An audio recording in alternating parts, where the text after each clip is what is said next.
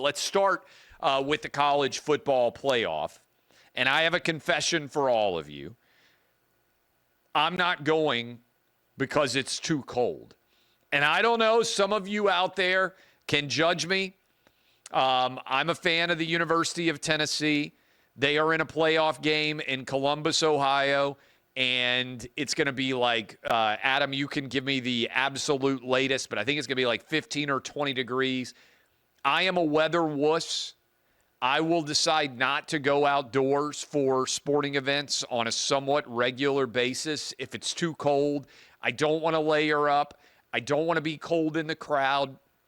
This is where the modern day version of television or streaming or however you're going to consume products, it's better than the vast majority of seats when the weather's bad. I'm just going to be honest with you. I'm going to be sitting beside my roaring fireplace, kicking my feet up on Saturday night. I'm going to be watching games all day long.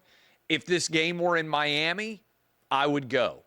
If this game were in a dome, like let's say Atlanta, I would go. It's outdoors in Columbus, Ohio. I wouldn't go to Penn State. I wouldn't go to South Bend, Indiana. Austin, if I were in the area or if my team were going, I'd probably go to Austin. Am I in the minority here? A lot of people talk a big game.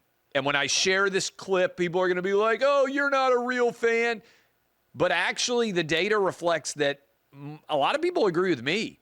In fact, I was looking at the ticket market, and the ticket market for all these playoff games is actually not that great, meaning you can get in to only pay a couple of $100. If you want to go watch Penn State play against SMU, you want to go watch, I think the Notre Dame Indiana game is actually the most expensive. And that makes a little bit of sense to me because almost everyone that's going by and large to the Notre Dame Indiana game is already in the state of Indiana. So it doesn't cost very much money to be able to go. But there are a lot of Tennessee fans going. I think there's going to be 20, 25,000 or so Tennessee fans in the game. And a lot of people are going because the cost isn't that high. And I think the reason the cost isn't that high is because a lot of people are selling their tickets they would rather watch at home. Adam is in. He's saying he's going to wear his snowboard gear, and he's judging me. The weather at the kickoff is going to be 22 degrees. With a little bit of flurries going on. Windy, too. It's going to be really, really cold. And he's judging me, Adam is. And maybe some of you are judging. I'm going to watch them all at home. I'm feeling pretty good about that decision. Now, if Tennessee wins and they go play against Oregon in the Rose Bowl, I'll go out to the Rose Bowl. L.A., really nice weather. Rose Bowl, beautiful. I'll make that trip.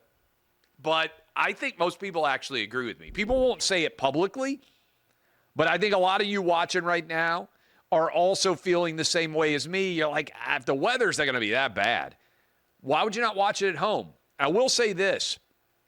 Back in the day of standard definition televisions, you could make an argument that there were a lot of seats in a stadium where the environment is better than watching on standard definition televisions. Everybody basically in America now has a 40-inch flat screen television. A lot of you got like, what do they sell at Costco now? 85-inch flat screen televisions for like $1,500. I mean, it's astounding how affordable these things have gotten. I remember buying a flat screen television back in like 04, 05 when it was a big deal and they were super expensive. I mean, you can go into Costco right now and get a 65-inch television for like $1,000. I mean, it's unbelievable how affordable they've all gotten. The experience of watching sports on television has never been better. And I think, frankly, especially if you're in the upper deck and the wind is whipping around and you are super cold, I just don't think the experience as a fan is that great. Now, I would have gone to Neyland if Tennessee had a home football game and I would have put up with the cold. Maybe I would have gotten into a box, but I would have put up with the cold probably. But I don't go watch the Titans unless the weather's perfect. Titans are awful. And they just benched Will Levis, by the way. That news just came down. So Mason Rudolph's going to start the last 3 games. Titans are, what are they, 3-11, 3-12. I don't even know how many games they've played right now. I honestly, it wouldn't even be a difficult decision, I don't think. And so I think if you break all this down, easy call. So I'm not going. Now, Kelly Stewart and I are going to do a gambling special on Thursday, and we'll obviously be talking about all 4 of the college football games. But everybody is basically a 7-point or more favorite. I think the best game is going to be Tennessee-Ohio State because I think it's the most evenly matched game. And I also think it has the most drama associated with it because there is a lot of antipathy right now, a lot of unhappiness in the Ohio State Buckeye fan base. And I don't know that Tennessee can come out and get up in this game. But if they do, I think the crowd in the shoe is going to turn on Ohio State in a big way. And I think that is going to rain down that pressure onto Ryan Day.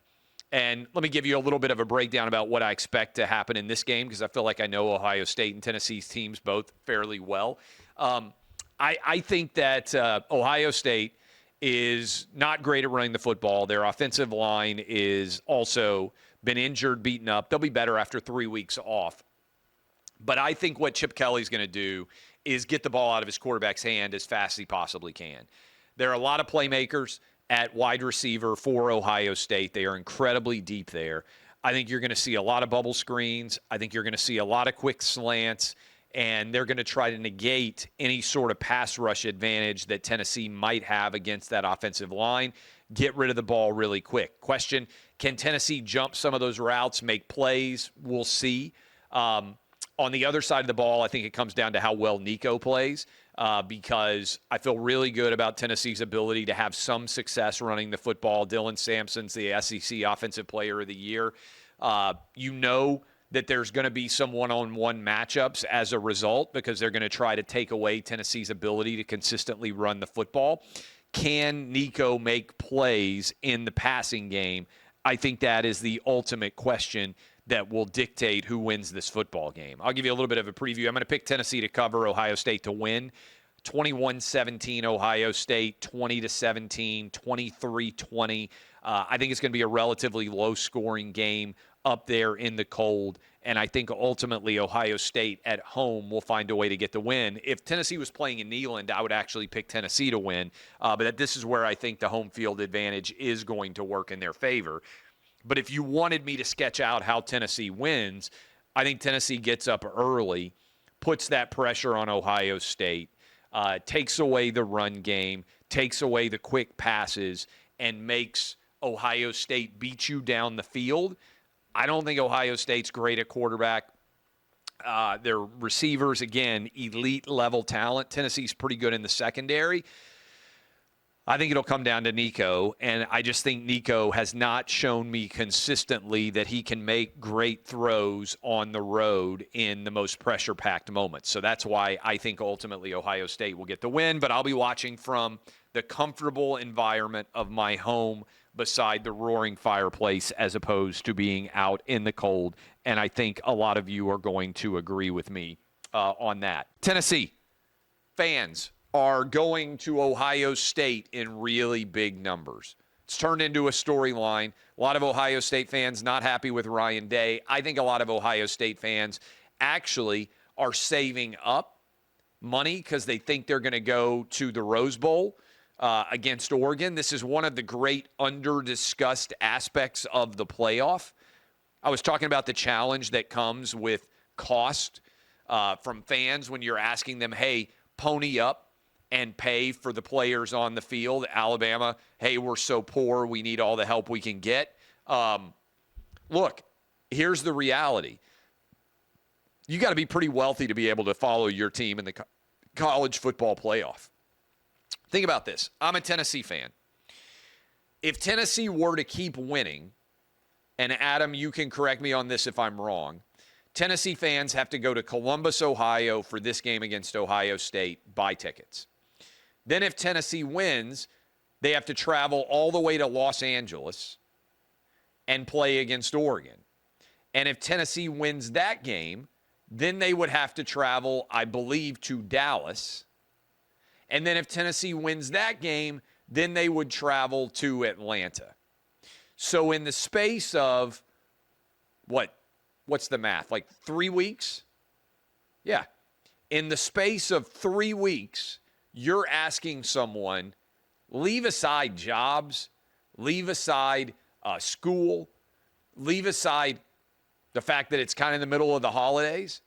How many people can afford to go to Columbus, Ohio, Los Angeles, California, Dallas, Texas, and Atlanta, Georgia, 4 different states, 4 different stadiums, 4 different games, all in the space of 3 weeks? It's a lot of money. What do you think that would cost? My bet, and I'm just tossing it out there, my bet is to go to all 4 of those places, even if you did it cheaply, meaning you're not buying super high-end seats.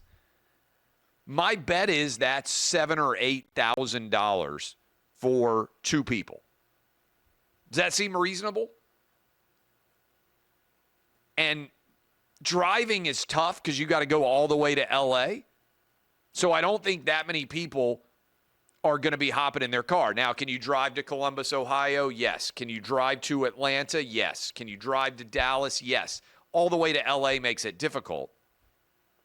I think it's probably $7,000 or $8,000 in total cost, tickets, hotel rooms. How many people have $7,000 or $8,000 that they can suddenly budget to spend in 3 weeks?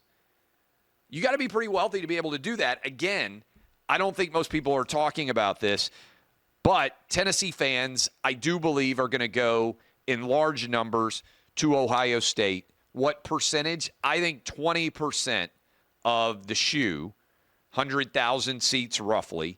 I think Tennessee fans will take up 20,000 of them. That's a pretty big deal.